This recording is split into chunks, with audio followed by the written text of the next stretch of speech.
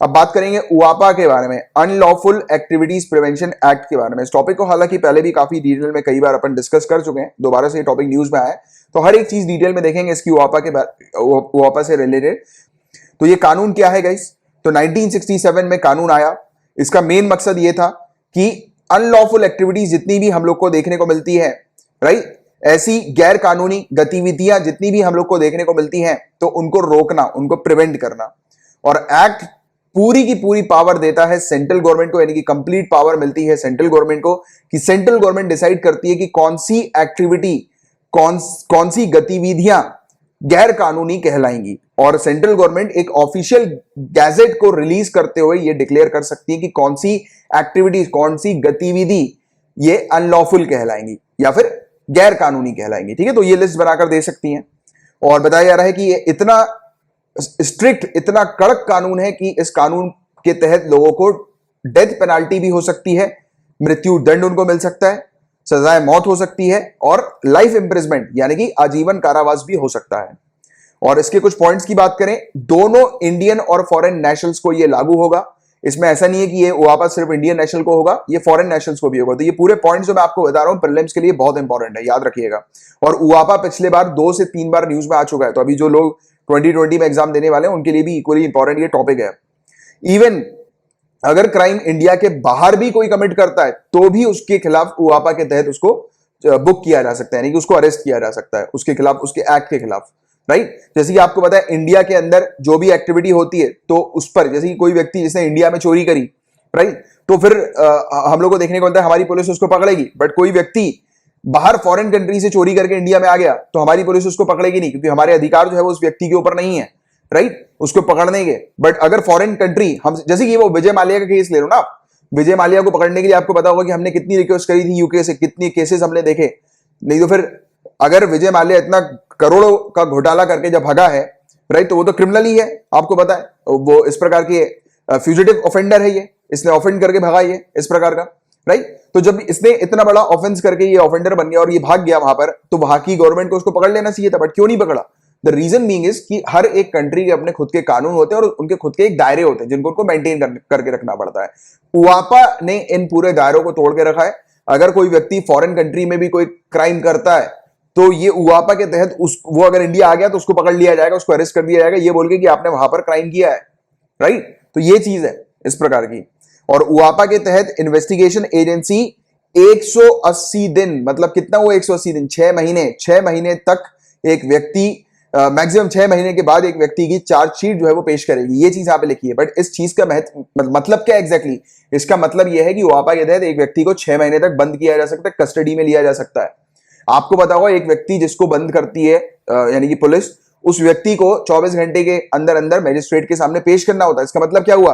Police को 24 घंटे के अंदर अंदर चार्जशीट पेश करनी पड़ती है मजिस्ट्रेट के सामने। बट यहां पर चार्जशीट पेश करने का जो क्लॉज है वो कितने दिनों का है? मैक्सिमम 180 डेज का।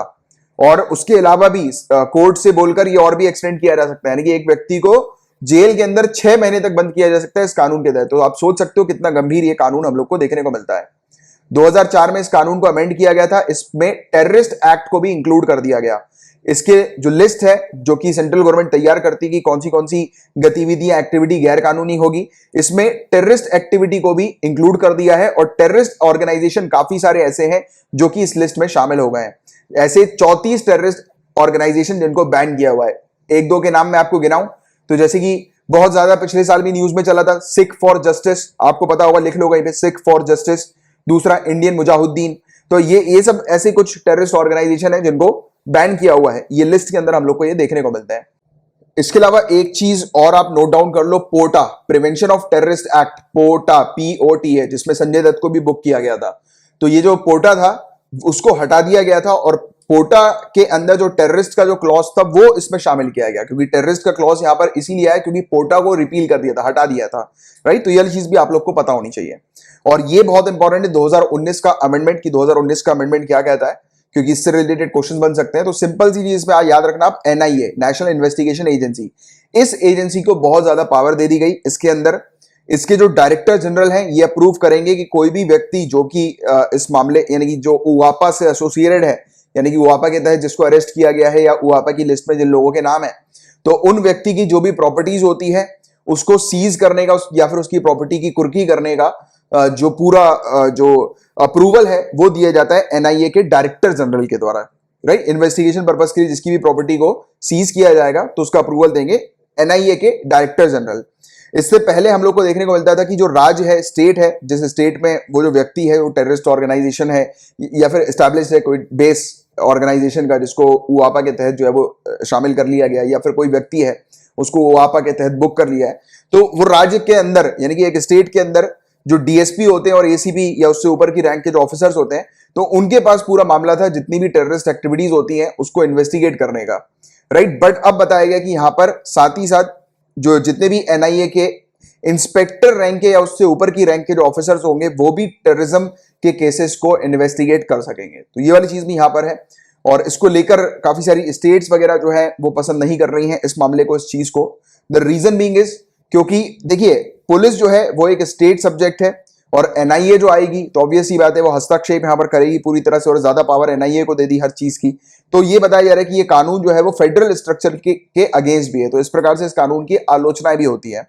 इसको ड्रैकोनियन लॉ भी कहा जाता है क्योंकि इस कानून का उपयोग जो है वो जितना ज्यादा नहीं किया जाता उससे कई ज्यादा इसका दुरुपयोग किया जाता है, मिसयूज किया जाता है इस कानून का, स्पेशली पॉलिटिकल अपोनेंट्स और सिविल सोसाइटी एक्टिविस्ट के अगेंस्ट। यानी कि जो भी व्यक्ति सरकार के खिलाफ जब खड़ा होता है, कुछ बोलता है, तो उसको उआपा के तहत जो है वो बुक कर लिया जाता है, राइट। क्योंकि 6 महीने तक उसकी कस्टडी की जाती है, उसको जेल में बंद कर दिया जाता है बिना कोर्ट में पेश किए, राइट। तो ये सब चीजें इसकी यहाँ पर होती है।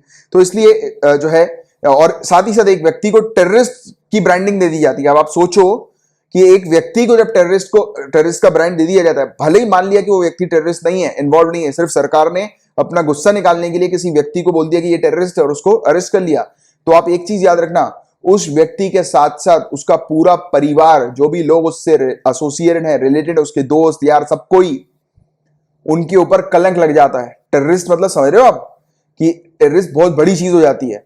और अगर एक व्यक्ति जो निर्दोष है उसको अगर टेररिस्ट करार कर दिया तो वो व्यक्ति की तो जिंदगी खराब, साथ ही साथ उसके परिवार की भी। लोग जीने नहीं देते हैं जहां पर भी जाओगे। यानी कि एक व्यक्ति, जैसे मान लो कि एक परिवार है, उसमें एक लड़का है, उसको वो टेररिस्ट है या फिर उसको बोल दिया टेररिस्ट है ये सरकार के द्वारा, उस व्यक्ति के पूरे परिवार को गलत निगाहों से देखा जाएगा, उसके पूरे परिवार को इवन मारपीट भी दिया जाएगा। इस प्रकार की चीजें हो जाती है, आपको पता होगा ऐसी चीजें, राइट। तो ये वाली चीज भी है, तो ये भी बहुत गलत हो सकता है अगर कोई निर्दोष है उसको अगर ऐसा टेररिस्ट बोल दिया जाए। तो आप इमेजिन करो ये वाली चीज, राइट।